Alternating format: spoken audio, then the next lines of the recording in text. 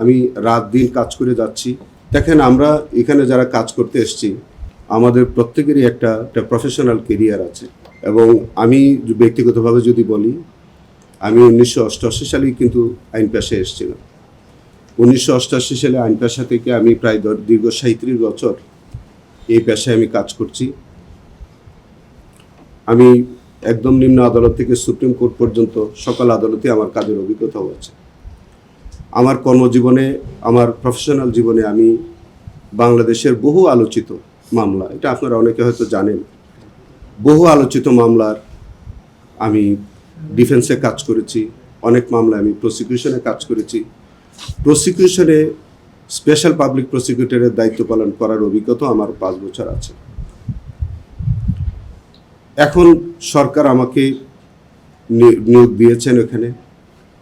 স্বাভাবিক কারণে এটা আমাদের প্রচলিত বিচার ব্যবস্থার মতো নয়, একটু ডিফারেন্ট টাইপের আমাদের একটু ট্রাইব্যুনাল, এবং সেখানে যেহেতু আন্তর্জাতিক মানের আইন, আমাদের ইন্টারন্যাশনাল ক্রাইমসের ট্রাইব্যুনালের প্রসিডিউরটা একটু ভিন্ন।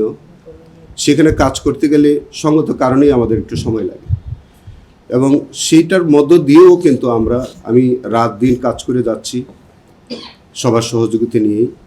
গতকালকে যখন আমি আজকে সকালবেলা যখন আমি এই নিউজটা আমার বাসায় আমি দেখলাম, তাৎক্ষণিকভাবে আমি আমার সব প্রসিকিউটরদেরকে বললাম যে আপনারা সকাল 9টার মধ্যে উপস্থিত থাকবেন।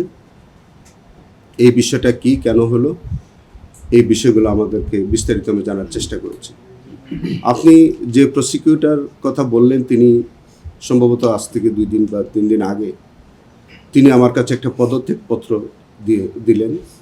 সেই পদত্যাগপত্রের ভাষাটা ছিল সম্ভবত এরকম যে তিনি আগে শিক্ষকতা করতেন এবং তিনি তার শিক্ষকতায় ফেরত যেতে চান।